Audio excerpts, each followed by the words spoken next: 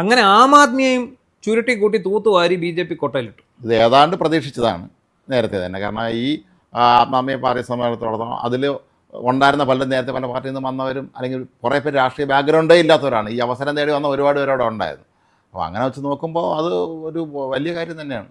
ഈ കോൺഗ്രസ് മുക്ത ഭാരതം എന്നുള്ളതാണ് BJP ലക്ഷ്യമിട്ടിരുന്നത്. പക്ഷേ അവരെ ഏറ്റവും അലോസരപ്പെടുത്തിക്കൊണ്ടിരുന്നത് ഈ ഡൽഹിയിൽ ആം ആദ്മി സർക്കാർ അധികാരത്തിൽ വന്നതാണ്. ഒപ്പം പഞ്ചാബിലും കൂടെ വന്നു. അപ്പോൾ ഇതിനകത്ത് വന്നു എന്നുള്ളത് മാത്രമല്ല, ഇപ്പോൾ ഈ മദ്യനയ കേസിൽ സിസോദിയെയും കെജ്രിവാളിനെയും കുടുക്കിയതാണെന്നുള്ള രീതിയിലുള്ള ഒരു CBI ഉപയോഗിച്ച് കുടുക്കിയതാണെന്നുള്ള ഒരു ഇത് വന്നല്ലോ.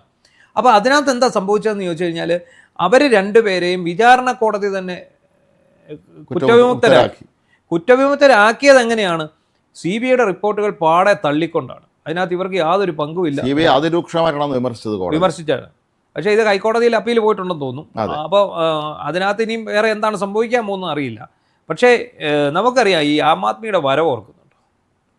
ഒരു 2011 ഇതിന് കാരണമായിട്ടുള്ള ഒരു തുടക്കം വരുന്നത്. അത് എനിക്ക് തോന്നുന്നത് രാംലീല മൈതാനത്ത് ഡൽഹിയിൽ. അത് ഈ ഡൽഹിയിലെ അഴിമതിക്കെതിരെയാണ്. അന്ന് ഡൽഹിയിൽ കോൺഗ്രസ് സർക്കാരാണല്ലോ ഭരിച്ചത്. ഷീലാ ദീക്ഷിതിന്റെ അഴിമതിക്കെതിരെ അന്ന് കോൺഗ്രസ് സർക്കാർ ഭയങ്കരമായ അഴിമതിയെ കുറിച്ച സർക്കാർ തന്നെയായിരുന്നു. അപ്പോൾ നമ്മളൊന്ന് ആലോചിക്കണം. എനിക്ക് തോന്നുന്നു ലോകത്തിലെ ആദ്യത്തെ ജെൻസി വിപ്ലവം എന്ന് പറയുന്നത് ഒരു പക്ഷേ ഇതായിരുന്നു. അതിനു മുമ്പ് വേറെ എവിടെയോ ഒന്ന് നടന്നിരുന്നു.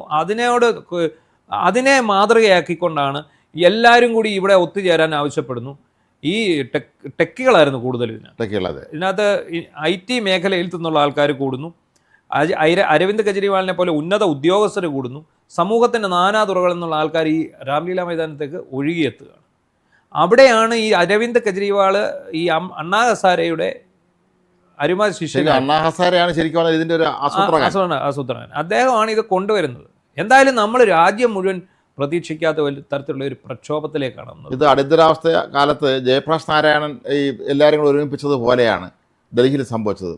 അവിടെ അണ്ണാ ഹസാരെ ഈ സർക്കാരിൻ്റെ ഈ അഴിമതിക്കെല്ലാം എതിരായിട്ടുള്ള വലിയൊരു മൂവ്മെന്റ് അങ്ങ് ഉണ്ടാക്കി. അതെ, എല്ലാ സമൂഹത്തിലെ എല്ലാ തുറയിൽപ്പെട്ട് അതിലെത്തി. പ്രത്യേകിച്ച് ചെറുപ്പക്കാരായിരുന്നു, മൊത്തം ചെറുപ്പം. അതാണ് ഞാൻ പറഞ്ഞത് ജെൻസി എന്ന് പറഞ്ഞാൽ. അപ്പോൾ അന്ന് അതിന് ശേഷമാണ് 2012 ഈ ആം ആദ്മി പാർട്ടിയുടെ ജനനം. അതെ, അന്ന് ഇതിനെ ഏറ്റവും അധികം എതിർത്ത ആളാരാണ്? അണ്ണാ ഹസാരെ.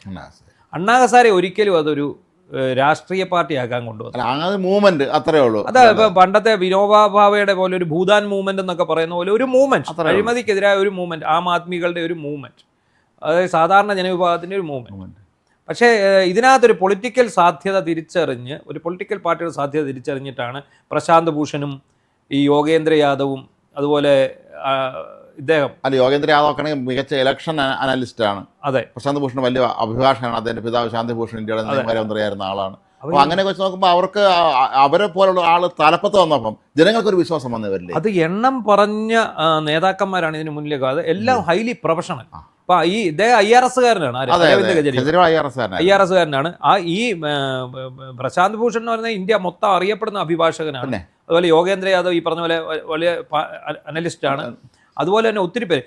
അങ്ങനെ ഇവരെല്ലാവരും കൂടി വന്നതിന് ശേഷമാണ് ഈ ഡൽഹി തെരഞ്ഞെടുപ്പിൽ, ഓർക്കുന്നുണ്ടോ? അതെ, ഏതാണ്ട് BJP കോൺഗ്രസിന് സീറ്റാ കിട്ടിയില്ല. BJPക്ക് ആകെ 3 സീറ്റാണ് കിട്ടിയത്. 30 സീറ്റ് എങ്ങാണ്ട് അവിടെ ആകെ ഉള്ളത്. 27 കൊണ്ടുപോയി കഴിഞ്ഞതിന് ശേഷമോ ഡൽഹിയിൽ ഒരു വലിയ വിപ്ലവം തന്നെ നടന്നു.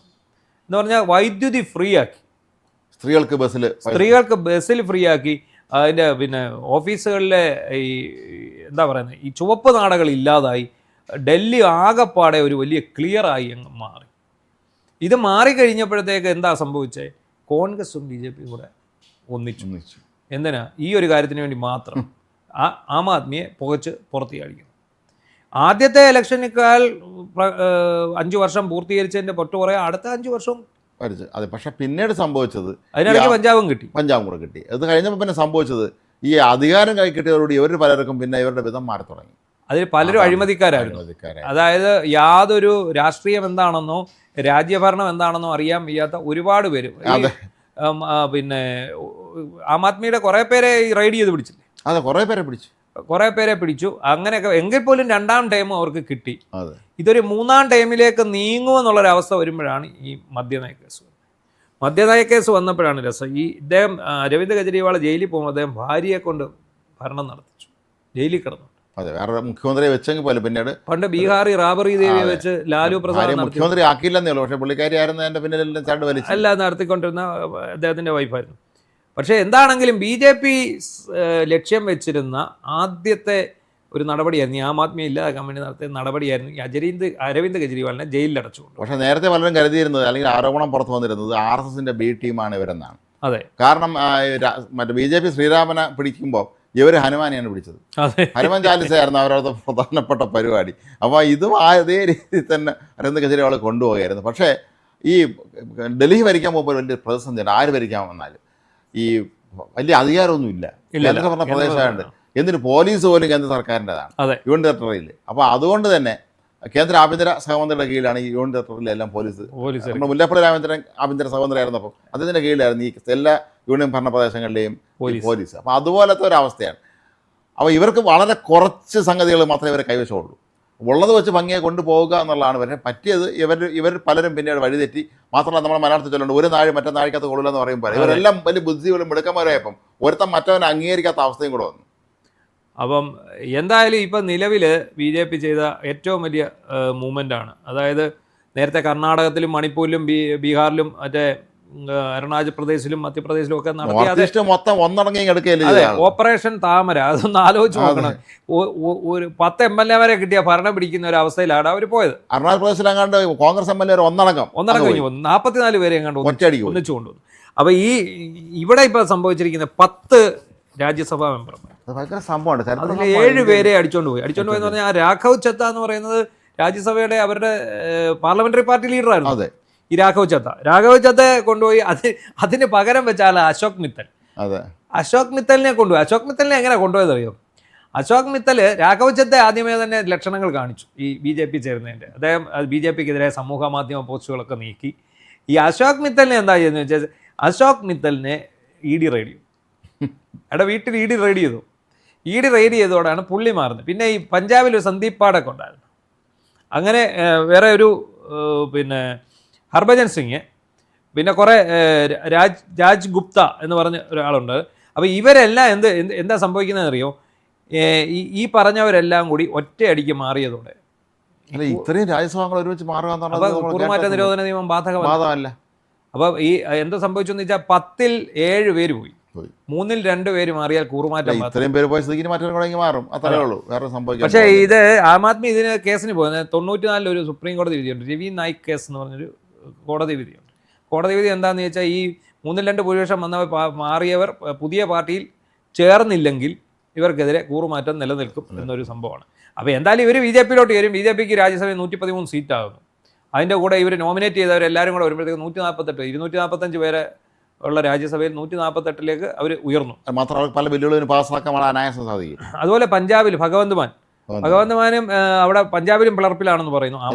ഈ ഭഗവന്ത് മാൻ തന്നെ പ്രത്യേക കഥാപാത്രമാണ്. അദ്ദേഹത്തിൻ്റെ ഈ സ്വരീതികളെ കുറിച്ചൊക്കെ തന്നെ ഒരുപാട് വാർത്തകൾ നേരത്തെ പുറത്തു വന്നിട്ടുണ്ട്, അതിൻ്റെ വ്യക്തി ജീവിതവുമായി ബന്ധപ്പെട്ടൊക്കെ തന്നെ. അപ്പോൾ അങ്ങനെയുള്ള ഒരാൾ അവിടെ ഭരിക്കുമ്പോൾ ഇത് കാര്യങ്ങൾ കൃത്യമായിട്ട് കൊണ്ടുപോകാൻ കഴിയില്ല എന്നുള്ളത് എല്ലാവർക്കും മനസ്സിലായി കഴിഞ്ഞിരിക്കുന്നു.